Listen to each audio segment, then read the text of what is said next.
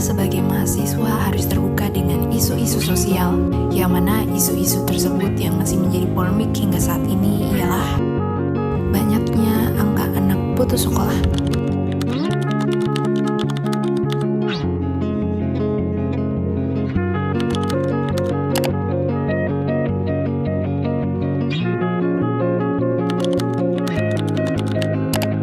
Di Indonesia merdeka ternyata masih ada jutaan anak yang tidak bersekolah karena berbagai alasan. Jutaan anak putus sekolah karena berbagai alasan. Yang layak adalah hak setiap anak Indonesia, tapi kenyataannya masih ada anak-anak yang harus putus sekolah, bahkan di kota Surabaya. Tapi hal itu tak dapat dirasakan mereka.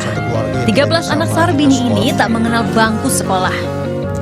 Mengapa anak-anak di kota Serang masih mengalami putus sekolah meskipun pendidikan merupakan hak setiap warga negara?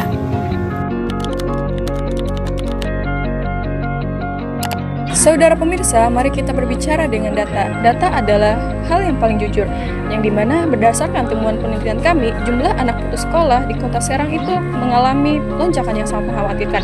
Berdasarkan data pendataan anak tidak sekolah tahun ajaran 2025-2026 yang dikumpulkan secara bottom up dari kelurahan, tercatat sebanyak 156 anak yang tidak bersekolah di seluruh kota Serang. Jumlah terbesar ditemukan di Kecamatan Walantaka dengan 61 anak, terutama pada jenjang SMP paket B dan SMA paket C, yang berasal dari Kelurahan Pasuruan. Kecamatan Serang menyusul dengan 40 anak, diikuti Kasemen 29 anak, serta Cipocok Jaya dan Taktakan masing-masing 13 anak. Data tersebut bersumber dari Dinas Pendidikan dan Kebudayaan Kota Serang. Berdasarkan data BPS Kota Serang, angka partisipasi sekolah atau APS usia produktif 7-12 tahun dan 13-15 tahun mengalami peningkatan pada tahun 2024. Namun, pada kelompok usia 19-23 tahun justru terjadi penurunan dari 21,46% menjadi 18,04%. Hal ini menunjukkan bahwa semakin tinggi jenjang pendidikan, semakin besar tantangan yang dihadapi masyarakat, terutama akibat keterbatasan ekonomi dan juga biaya pendidikan. Timpangan akses juga diperburuk oleh faktor digital saat pandemi COVID-19 yang dimana menghantam lebih dari 1,5 miliar pelajar di seluruh dunia mengalami disrupsi pendidikan terbesar dalam sejarah modern.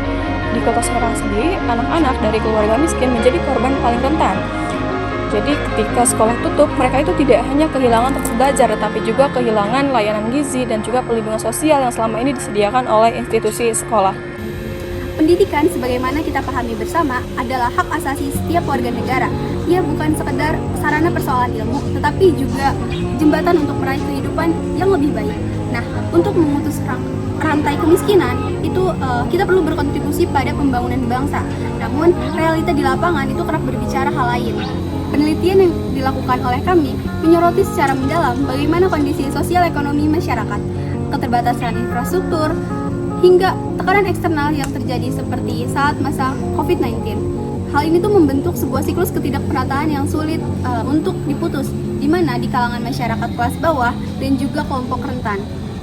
Nah, penelitian ini tuh menggunakan pendekatan kualitatif dengan desain studi kasus yang mengkaji secara langsung terkait fenomena putus sekolah, bukan sebagai kegagalan individu semata, melainkan juga sebagai cerminan dari ketimpangan struktur yang lebih mendalam. Nah, sebuah kondisi di mana para peneliti itu dianalisis melalui lensa teori dari marxisme dan juga perspektif dari ekonomi, politik, pendidikan itu sendiri. Saudara pemirsa, angka-angka tadi tentu membutuhkan penjelasan apa yang sesungguhnya terjadi di balik itu. Nah, penelitian ini menemukan bahwa faktor ekonomi keluarga masih menjadi penyebab utama putus sekolah. Nah, anak-anak dari keluarga kurang mampu kerap harus memilih antara bersekolah atau membantu orang tua mencari nafkah. Namun, lebih dari itu, kondisi ini itu diperparah oleh rendahnya perhatian dari dan pengawasan orang tua terhadap keberlanjutan pendidikan anak. Kurangnya keterlibatan keluarga ini, jika tidak segera ditangani, akan memperpanjang siklus kemiskinan antar generasi. Dalam perspektif Marxisme yang digunakan peneliti, ketimpangan ini bukanlah kebetulan. Sistem kapitalisme menurut Karl Marx secara struktural menciptakan kelompok yang tersingkirkan dari akses terhadap sumber daya, termasuk pendidikan. Jadi selama ketimpangan ekonomi ini masih ada, selama itulah kelompok kelas bawah akan terus menghadapi hambatan struktural dalam mengakses pendidikan yang layak. Ketimpangan infrastruktur pendidikan. Jadi fasilitas sekolah di beberapa wilayah kota Serang ini masih jauh dari memadai, yang mana menciptakan jurang kualitas yang besar antara sekolah di pusat kota dan juga di daerah pinggiran.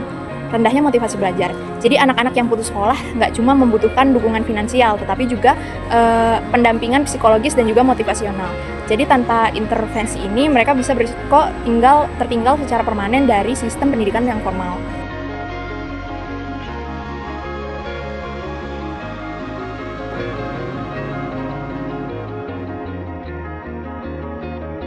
Saudara pemirsa, setelah menelaah data, fakta dan temuan lapangan yang telah kita ulas bersama, izinkan kami menyampaikan beberapa kesimpulan penting. Pemerataan pendidikan adalah prasyarat keadilan sosial.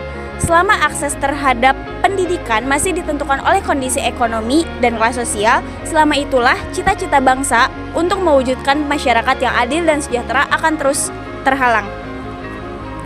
Penelitian ini diharapkan menjadi pijakan bagi semua pembuat kebijakan dan seluruh pemangku kepentingan yang bertindak lebih serius, lebih cepat, dan lebih tepat sasaran dalam menangani krisis pendidikan di Kota Serang. Karena setiap anak yang putus sekolah bukan sekedar satu angka dalam statistik, ia adalah satu mimpi yang belum sempat terbang, dan sudah seharusnya kita bersama-sama memberikan sayap itu kembali.